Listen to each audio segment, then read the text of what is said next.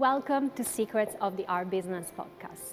Practical tools, insightful conversation for the curious art professionals. I'm Daniela Duppen, your host for Season 1.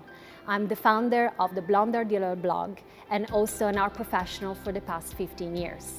I met some really interesting artists, curators, collectors, and professionals that I hope will give you some great insights into the art business. And why not? We're gonna find some great secrets. So join us for the conversation and for this incredible journey.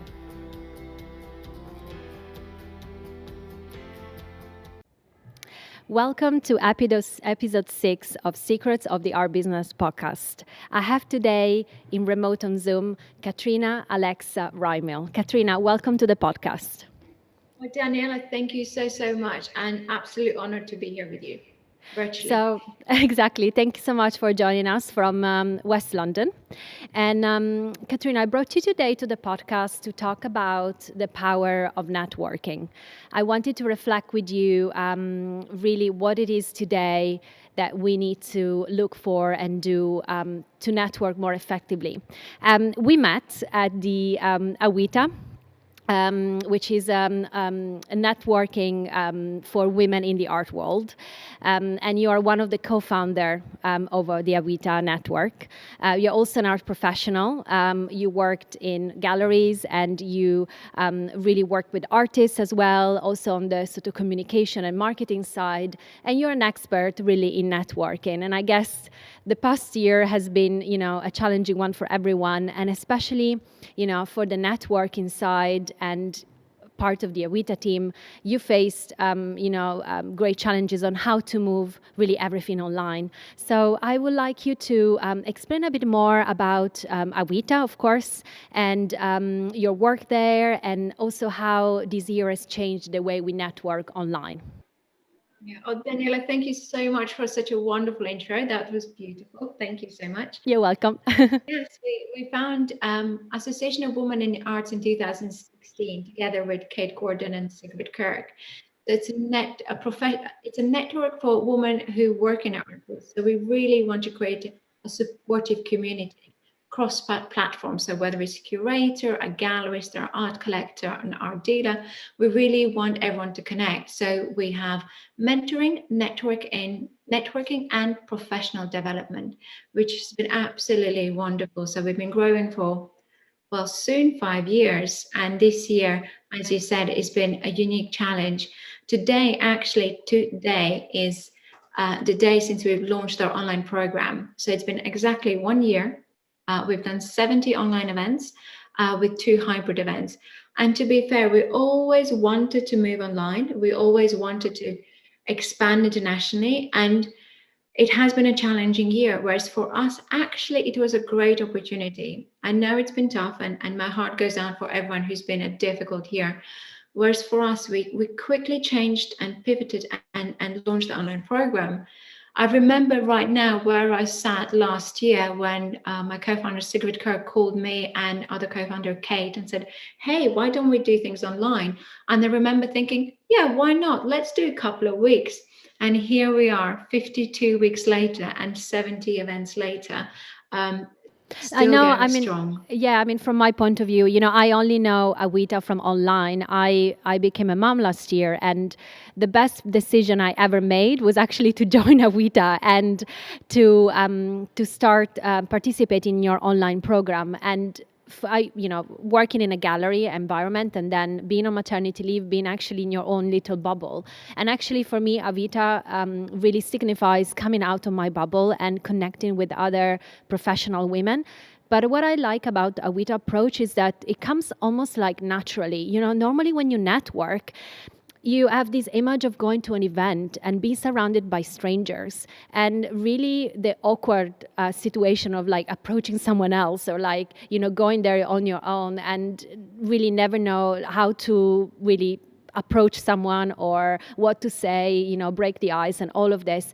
But with AWITA, I have to say, with the online, it's almost like it's very accessible, first of all.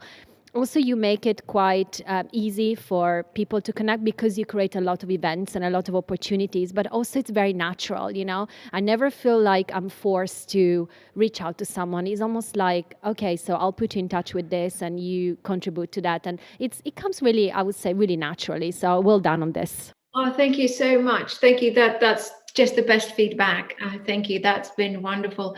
It is kind of sisterhood. We're all in it together. We are working in different spheres, but we all are in art world. And I remember working with artists, it's often quite isolating. And your career path, especially in art world, quite often there is no blueprint for a career in art world. And I think that's why having this network of peers who are also going through the same things can be a great support, because there is no straight trajectory in art world. It takes time to build a network. It takes time to have a career in art world. So we're here to.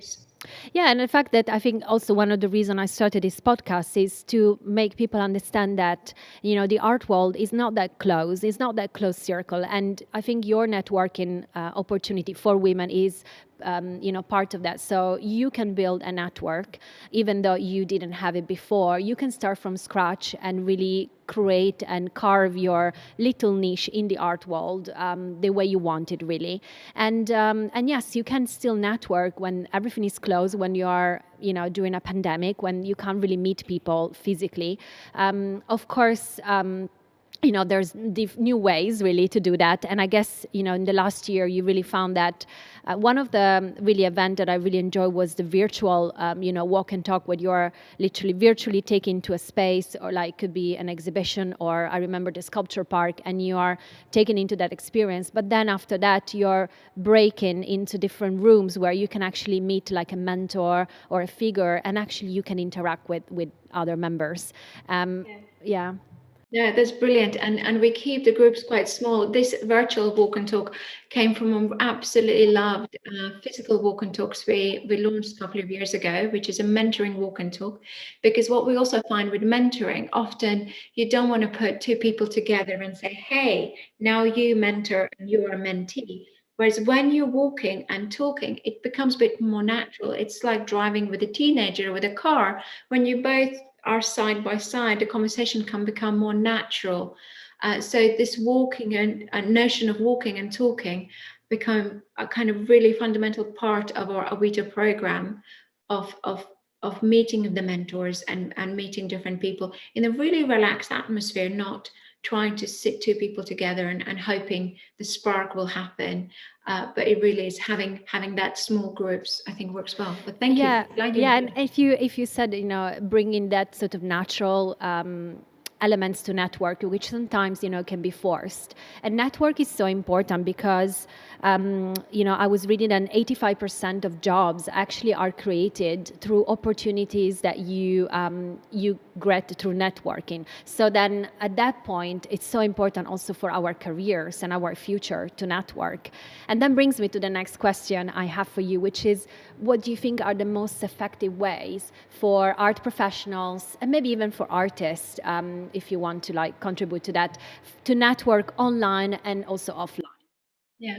Well, I think firstly, for me personally, networking really is a word for relationships. So any networking is building relationships. And in art world, it does take a long time. It is, I think, if you go into networking event thinking, I'm going to pitch my idea, I think for me, that's, I find that it is more of a building relationship. It's whether it's with clients, whether it's suppliers, it's a whole ecosystem. It's not about pitching. It is about building a long-term network, and long-term relationships. And in art world, it takes time. And I think you can't really fake a network in art world. Definitely not art world. I think it takes time. I think it takes patience. It takes years.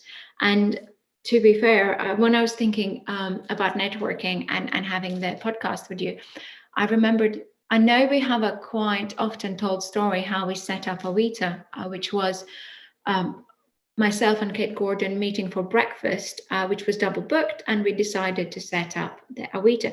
But actually, a story before that is I went to one of Kate's events, which is London Art Studies event. I remember it's in Bulgari Hotel. And I didn't know Kate. I remember approaching her after event and saying, I've noticed you don't have a location for next event. I have a location in mind. Would you like to meet up for coffee? Hence, we met up for coffee and we set up AWITA.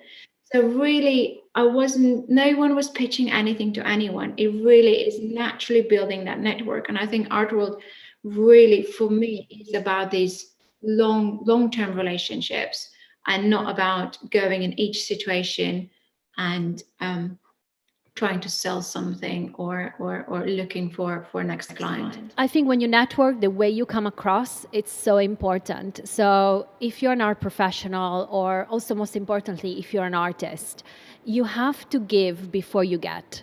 So you have to give something. Like you have to give, like for example, if you're an art consultant like me, or an art advisor, like you have to give your knowledge, your passion, before you can get something from someone else. And I think if you come with that approach of giving instead of getting, as you said, with your example perfectly, you gave the opportunity of a space.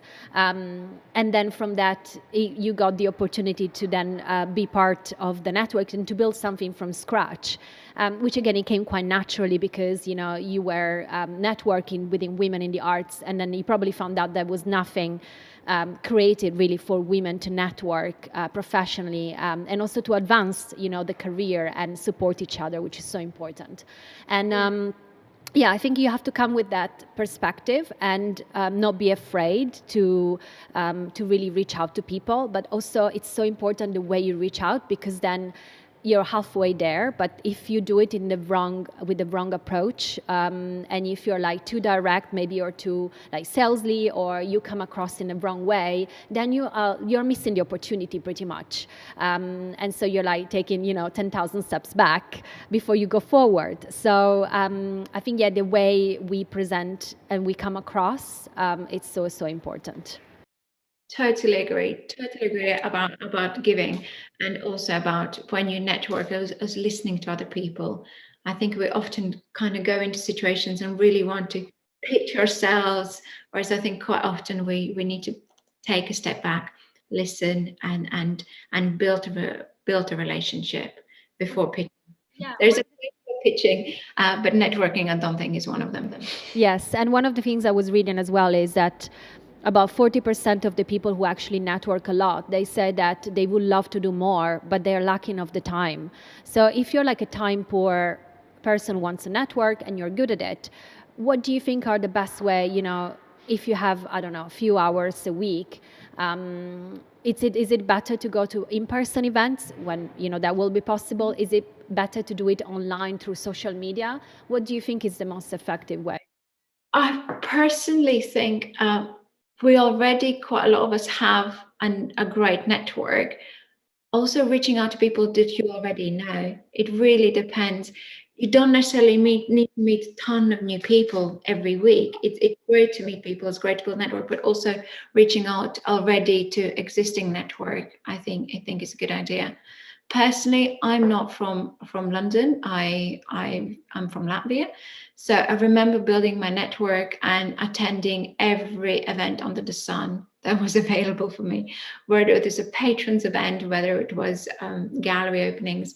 And I really, really enjoyed it, but you have to put time in it. I know you're asking about if your time stretched. I think building a network, you have to spend time in it, and not every event will be the greatest thing. So you have to put the hours in, and you have to spend time doing it. Yeah, I mean, I see even with the online, of course, I try to actually attend every event that you do, because I know you never know who you will meet or you will make connection with. So I always come with an open mind, thinking, okay, something great will come out. And if not, at least I listen to an interesting conversation. And, I have, my brain is like working, and I get, to think about new perspectives. So I take it that way. And I think maybe sometimes to have an open mind without having too many objectives, maybe that's the way to go, because otherwise you can get frustrated if you don't get the results that you want. But also, I think with taking time, you might meet someone that you will think in 5 years' time. Oh, I do know the art shipper in New York that I had. So there will be things that come up. I think you don't have to think, oh, I will meet this person, and then in next week or 2 weeks we're going to do project together or something. I really think when you meet people, when you network, it's a long-term thing. It really is. It's not about trying to monetize it straight away. There are people who can work like that. I just, that's not my approach. Yes, and I completely agree with you. And another really interesting projects you were part of is called the Bold Women Guide, which I just started to get to know. And it's also another network of professional women also investing in women's businesses and how to get women to be more investable in a way that to get more investors to really believe in what they do. And tell us a bit more about how you contributed to the guide, which is just such an interesting project for me. Oh, it's fantastic. I absolutely love people. It's as you said, it's a women's network for women who have their own businesses and really trying to break glass ceilings. It's fantastic. I love the girls who set it up, and now are dear friends of mine, which we also met through networking. Um, and I think it's great to be in a company of inspirational women. So I was part of their latest book, Be Bold Woman's Guide. I think it was the second edition, and yeah, the women there are inspiring. I love being amongst inspiring women. So do check out Be Bold. Absolutely. I will be always their biggest mascot. I will always be there cheering on what they're doing, because I think supporting women is a great thing. Absolutely. And one of the questions I always ask my guests is, with all your years of experience, what do you think is a secret of the art business?